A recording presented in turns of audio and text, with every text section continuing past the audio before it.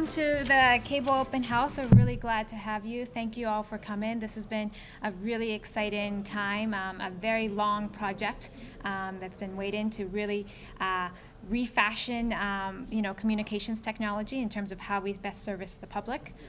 And cable has been front and center for decades in the city of Pittsburgh, and now we're at the point where we've entered a new stage where we can really connect and engage with our community members and our residents, from everything in terms of city council appearance to lots of interviews with the mayor to press events, just lots of different news that we want to be able to be put to the public, and now we're in a very, very good position to do that.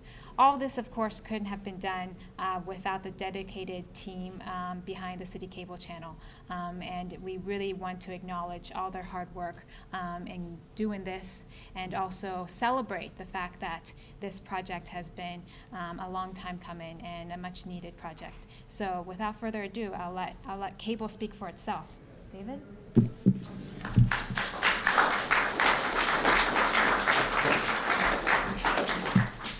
Thank you, everybody, for coming today. My name is David Feiner.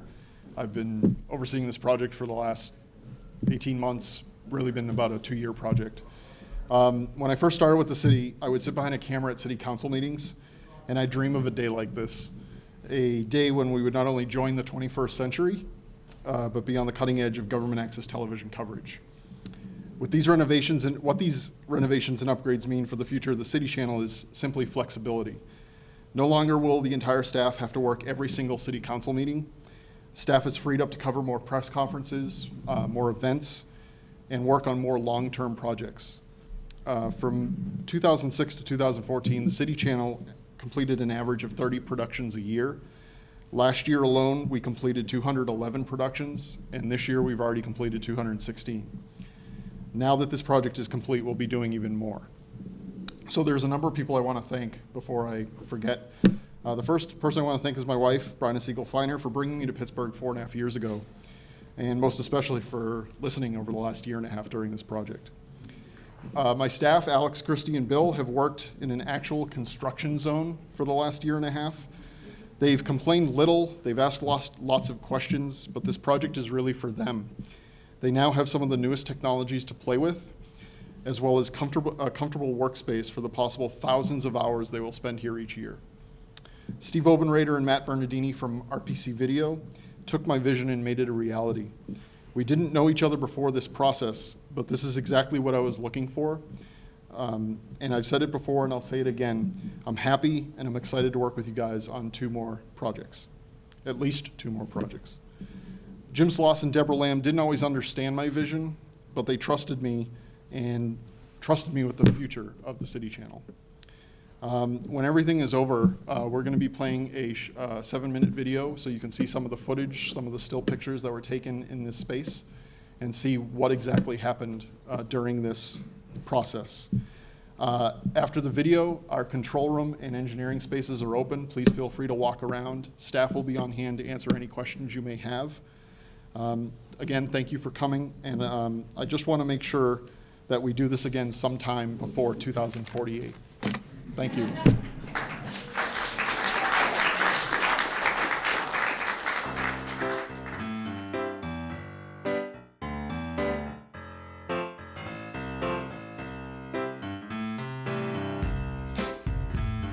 At the end of August in 1982, City Channel Pittsburgh came on the air with a state-of-the-art television studio and production facility.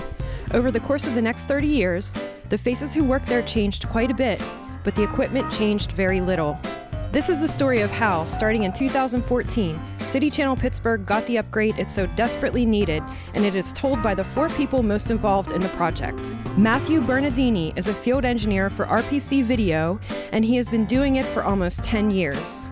Steve Obenrader is the sales manager for RPC Video and has been working in AV sales since 1986.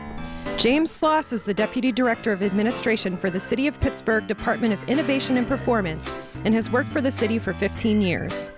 David Feiner manages City Channel Pittsburgh and has worked in PEG Access Television for over 2 decades.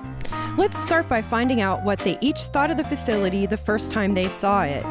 I thought it was a big, sprawling mess that was on the verge of breaking any minute, and I was very scared of getting involved with it. It was like walking into a little history lesson in video. I thought, oh my God, I just couldn't believe all the stuff that was here that was still semi-functional. There was a Pittsburgh Post-Gazette article done on us, and I am quoted as saying that this place had a museum-like quality. And that's completely true. This place was like a museum. We were looking at equipment that was being used in the 80s that was still being used in the early 2000s. I was honestly very shocked that anything was still running. It's probably a testament to how well the system was built and designed. I don't know how people here kept it patched together enough to actually make it work. You had old tape machines, a lot of tape-based systems that were too hard to maintain. It was time for this particular renovation 15 years ago.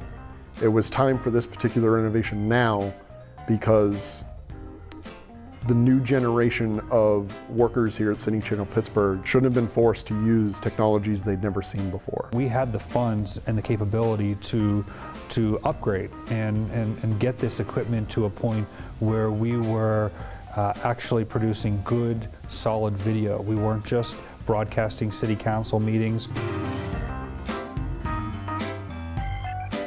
The day that we destroyed the control room was a big day, just I think because we've been working up to it for such a long time. It's a pretty easy thing to come in and cut all the wires and get some furniture dollies and move everything out of the room. But what led up to that was identifying every single wire in this enormous system and figuring out what could be cut and what was necessary to save. And we had worked our way down every single wire for months and months on end.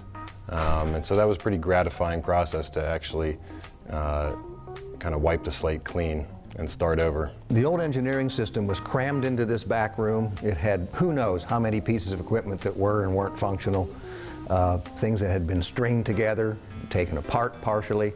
And when we saw that and started to take it apart, I thought, it's about time this is gone. It's time for something that's more flexible and more modern in here. We started with an old, cramped, poorly lit room. So what I did is I knocked down a wall and I made this desk space that is easy to use, easy to function around, and allows people who have to work there for many long hours the opportunity to be comfortable. Where we once needed 4 staff members to oversee a council hearing, we're now able to split that into 2 teams. One team can be out in the field shooting other events, and one team can be here in the city-county building shooting city council meetings. By doing this, we have a lot more opportunity to produce higher quality video for the channel. I see that the role of the Cable Bureau and the staff expanding exponentially. It's a good time to be a member of City Cable Team. My hope is that this will be a very stable system that's going to be take whoever's here into the next 20 or 30 years. I think it's going to serve the city very well to have this kind of flexibility where field work, studio work, work inside the building that we have access to is all going to be able to be done here. And I think it means a bright future here. We are finally in the 21st century, and I could not be more happy to hand this over to the city and let them see what City Channel Pittsburgh can do for the next 30 years. My staff over the last 16 months has been nothing short of phenomenal. They may not have always seen what the final vision was going to be, but they have been extremely patient with me as I have knocked walls down, taken out ceiling tiles, had piles and piles of cables and piles of equipment lying around, where they've had to tippy-toe through a lot of things that they may not have thought they were going to do that day. So my staff has been fantastic, and I want to thank them for that. Thank you for joining us for this special presentation. For more information about this and other projects from the City of Pittsburgh's Department of Innovation and Performance, please visit our website.